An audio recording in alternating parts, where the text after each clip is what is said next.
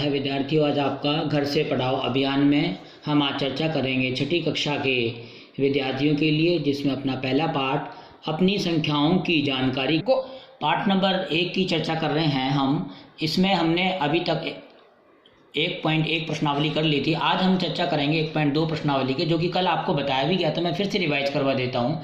प्रश्न नंबर 1 में किसी स्कूल में 4 दिन के लिए एक पुस्तक प्रदर्शनी आयोजित की गई थी। पहले, दूसरे, तीसरे, अंतिम दिन खिड़की पर क्रमशः 1094, 1812, 2050 और 2751 टिकट बेचे गए।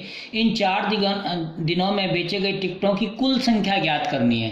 पहले हम देखें, पहले दिन टिकट बेचे गए थे यहाँ पे 1094, दूसरे दिन 1812, तीसरे दिन 2050 और अंतिम दिन इतने। तो इसका हमने कुल टिकट निकालने हैं। कुल के लिए हमें क्या करना पड़ेगा बच्चों? इनको सबको ऐड करना पड़ेगा। तो ऐड कर दीजिएगा। ऐड करेंगे 4 और 2 6 और 1 7 हो जाएगा यहाँ पर। 9 और 1 10, 10 10 20 का 0 कैरी 2 आ जाएगी यहाँ पे। 8 और 2 10 और 7 17, 17 के साथ हासिल 1 हो जाएगी। 4 4 और 2 6 और 1 7। तो ये कितना आ गया? ये आ गया 7707। तो 4 दिनों में जो टिकटें बेची गई थी वो 7704। प्रश्न नंबर 2 देखते हैं। शेखर एक प्रसिद्ध क्रिकेट खिलाड़ी है। वह टेस्ट मैचों में अब तक 6980 रन बना चुका है और वह 10,000 रन पूरे करना चाहता है। तो उसे कितने रनों की आवश्यकता?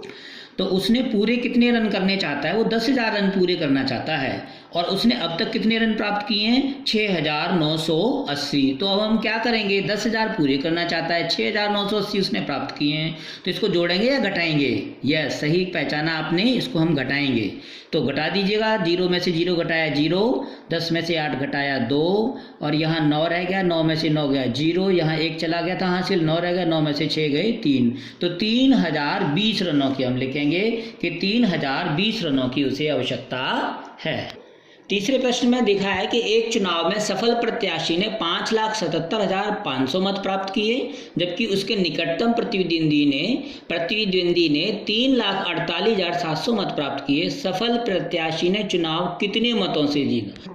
सफल प्रत्याशी के 5,77,500 मत हैं और जो इसका निकटतम प्रतिद्वंदी था उसके 3,48,700 हैं। तो अब हम क्या करेंगे बच्चों इसमें? क्योंकि हमें मतों का अंतर निकालना है, इसलिए हम इसको घटाएंगे, सब्ट्रैक्ट करेंगे। घटा दीजिएगा। 0 में से 0 गया, 0 में से 0 गया। यहाँ 5 में से 7 नहीं जाएगा, 1 हासिल लेंगे। 15 में से 7 गए, यहाँ पर 8 बचे। 1 हासिल इसने इसको दे दिया, यहाँ 6 रह गए। 6 में से अब 8 नहीं जाएगा तो 1 हासिल लेगा। 16 में से 8 गए, 8 बचेगा यहाँ पे। 6 में से 4 गया, यहाँ पे 2 बचा और 5 में से 3 गया, यहाँ भी 2 बचा। तो 2,28,800 मतों से उसने अपनी जीत दर्ज की। हम लिखेंगे 2,28,800 मतों से जीत दर्ज की। प्रश्न नंबर 4 में देखें तो कीर्ति बुक स्टोर ने जून के प्रथम सप्ताह में 2,85,891 मूल्य की पुस्तकें बेची। इसी माह जो दूसरा अगला सप्ताह आया तो उसने 4,768 पुस्तकों मूल्य की पुस्तकें बेची गई।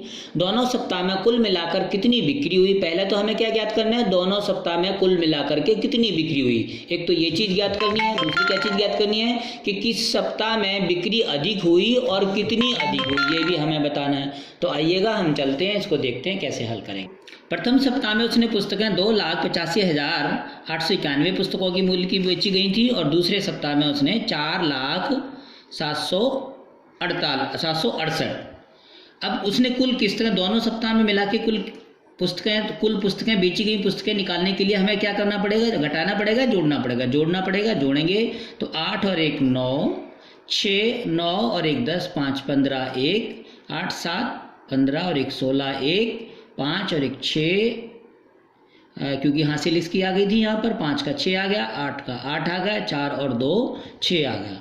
तो यहाँ पर ये आ गया क्योंकि 6,86,659 पुस्तकें आ गई। अब उसने ये पूछा, ये तो हमें पता लग गया कितनी पुस्तकें बेची थी। अब उसने ये पूछा है क्योंकि दूसरे सप्ताह में, पहले सप्ताह में तो इतनी पुस्तकें थी, दूसरे सप्ताह में इतनी, तो किस में ज़्यादा है? दूसरे सप्ताह में ज़्यादा है। अब उसने ये भी पूछा कि कितनी ज़्यादा है, तो उसके लिए हम 4,778 में से 2,85,891 घटा देंगे। घटाएंगे तो 8 में से 1 गया, 8 में से 1 गया, 7 बचेगा। 16 में से 9 जाएंगे तो 7 बचेंगे। यहाँ 6, 16 में से यहाँ गया 8 बचेगा। यहाँ पर फिर आ गया आपका 7 में से यहाँ गया 9 में से 5 गया, 4 बचा, 9 उसके बाद 9 में से 1 बचा और 1 हासिल इसको दे दिया था, 1 बचा।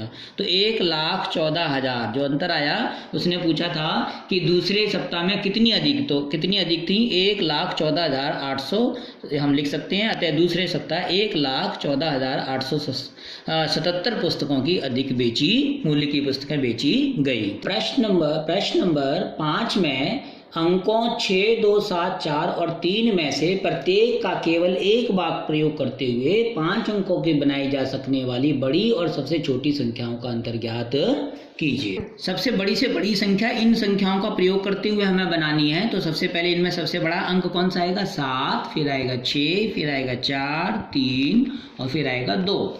और ये सबसे बड़ी संख्या होगी इन अंकों का प्रयोग करते हुए। और सबसे छोटी संख्या कैसे बनेगी? जब सबसे छोटा वाला अंक सबसे आगे आएगा, यानी कि 2 पहले आ जाएगा। 2, 3, 4, 6 और 7, ये 5 इन अंकों का प्रयोग करते हुए सबसे बड़ी संख्या है। इन अंकों का प्रयोग करते हुए ये सबसे छोटी संख्या है। अब उसने ये पूछा था कि इन दोनों का अंतर क्या होगा। तो अंतर निकालने के लिए हम क्या करते हैं? अक्सर घटाते हैं। घटाने के लिए हम घटा का साइन लगाएंगे और घटा देंगे। 12 में से 7 गए, 5 बचे, ये इधर आ गया था 1, तो 2, 12 में से फिर 6 जाएगा, 6 बचेगा, 1 इधर चला गया 3, फिर ये आ जाएगा आपका 13 में से 4 गया 9, यहाँ पे गया 5 में से 3, 5 इधर गए, 5 में से 3 गए, हमारे यहाँ बचे 2 और 7 में से 2 गए 5।